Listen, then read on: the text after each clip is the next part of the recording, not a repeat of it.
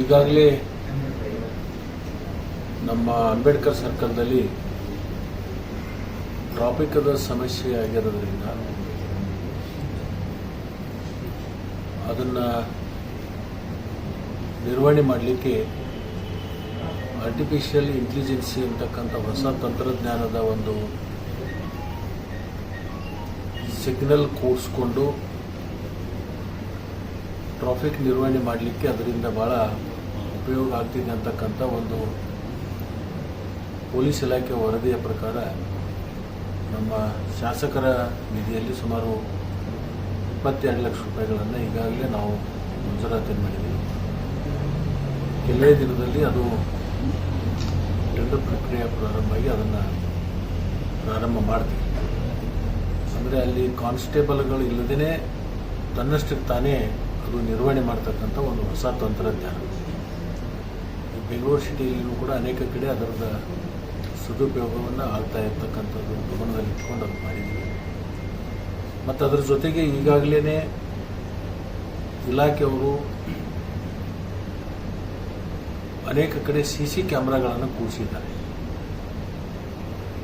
ಯಾರು ಹೆಲ್ಮೆಟ್ ಇಲ್ಲದೆ ಸಂಚಾರ ಮಾಡ್ತಾರೆ, ಆ ಸಂಚಾರ ಮಾಡ್ತಕ್ಕಂಥ ಸಂದರ್ಭದಲ್ಲಿ ಹೆಲ್ಮೆಟ್ ಇಲ್ಲದೆ ಇರತಕ್ಕಂಥದ್ದು ಅದು ಗುರುತಿಸಿ ನೇರವಾಗಿ ಅವರ ಮನೆಗಳಿಗೆ ದಂಡದ ಪಾವತಿಯನ್ನು ಕೊಡ್ತಕ್ಕಂಥ ಒಂದು ವ್ಯವಸ್ಥೆ ಅನೇಕ ಕಡೆ ಪ್ರಾರಂಭ ಆಗಿದೆ. ಅದು ಅಥಣಿಯಲ್ಲೂ ಕೂಡ ಪ್ರಾರಂಭ ಆಗಿದೆ.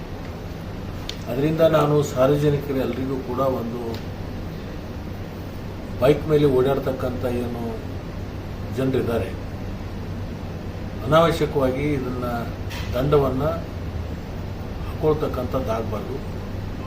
ಮತ್ತು ಇದು ನಿಮ್ಮ ಜೀವ ರಕ್ಷಣೆಗಾಗಿ ಮಾಡಿರ್ತಕ್ಕಂಥದ್ದು, ನಿಮ್ಮ ಹಿತಕ್ಕಾಗಿ, ನಿಮ್ಮ ಕುಟುಂಬದ ಜವಾಬ್ದಾರಿ ನಿಮ್ಮ ಮೇಲೆ ಇದೆ ಅಂತಕ್ಕಂಥದ್ದು ಅರಿವು ನಿಮ್ಮಲ್ಲಿ ಎಲ್ಲರಿಗೂ ಇರಬೇಕು. ಆದ ಕಾರಣ ಯಾರೂ ಕೂಡ ತಲೆಗೆ ಹೆಲ್ಮೆಟ್ ಹಾಕಲಾರದೆ ಸಂಚಾರ ಮಾಡಬಾರ್ದು. ನಿಮ್ಮ ರಕ್ಷಣೆಗಾಗಿ ಮಾಡಿರ್ತಕ್ಕಂಥ ಇದೊಂದು ಕಾನೂನು. ಅದರಿಂದ ಈ ಒಂದು ಜಾಗ್ರತೆಯನ್ನು ನೀವು ವಹಿಸಬೇಕಾಗಿರ್ತಕ್ಕಂಥದ್ದು. ಇಲ್ಲದೆ ಹೋದರೆ Ambedkar circle, Shivayogi circle, Basaveshwara circle, ಈ ಎಲ್ಲ ಸರ್ಕಲ್ಗಳಲ್ಲಿ CC ಕ್ಯಾಮ್ರಾಗಳನ್ನು ಕೂಡಿಸಿರ್ತಕ್ಕಂಥದ್ದು. ಅಲ್ಲಿ ಪೊಲೀಸರು ಇರಲಿ ಬೇಕಾದ್ರೆ ಬಿಡಲಿ, ನೀವ್ಯಾರು ಹೆಲ್ಮೆಟ್ ಇಲ್ಲದೆ ಸಂಚಾರ ಮಾಡ್ತೀರಿ ಅದು ದಂಡ ಪಾವತಿ ಮಾಡ್ತಕ್ಕಂಥದ್ದಿದೆ. ಅದಕ್ಕೆ ತಾವೆಲ್ಲರೂ ಜಾಗೃತರಾಗಬೇಕು. ನಿಮ್ಮ ಆತ್ಮರಕ್ಷಣೆಗಾಗಿ, ನಿಮ್ಮ ಜೀವ ರಕ್ಷಣೆಗಾಗಿ ಇದನ್ನು ಪೊಲೀಸರು ಮಾಡಿರ್ತಕ್ಕಂಥ ಕಾರ್ಯಕ್ರಮಕ್ಕೆ ನೀವೆಲ್ಲರೂ ಸಹಕಾರ ಕೊಡಬೇಕು ಅಂತೇಳಿ ನಾನು ಕೇಳ್ಕೊತೀನಿ.